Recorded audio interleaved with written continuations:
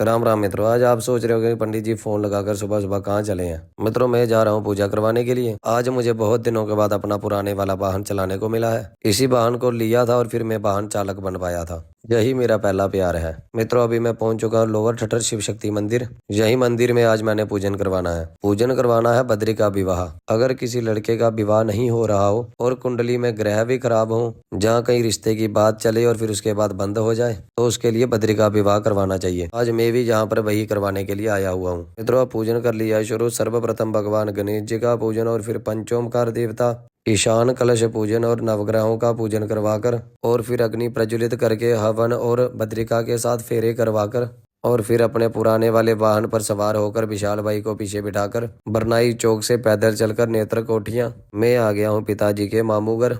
जहाँ मामू घर काफी देर बैठकर कन्नम मानम के साथ बातें करके और फिर खाना खाकर, और अब मुझे जाना था मशीन दबाना। और फिर मानम के साथ बाइक पर बैठा और मानम ने मुझे मशीन दबाना ड्रॉप किया। अब मैं आ गया हूँ मशीन दबाना पूजा की तैयारी करने के लिए। अभी पूजा की करनी है तैयारी और सुबह करवाना है पूजन। आप देख सकते हैं पंडित जी कितनी मेहनत के साथ मंडल बना रहे हैं। पंडितों के बारे में बातें करने वाले इतनी बात का ध्यान रखें। जो आप थर्ड क्लास बातें करते हो ना कि पंडित लूट के चले जाते हैं, तो इस बात को ध्यान से सुने।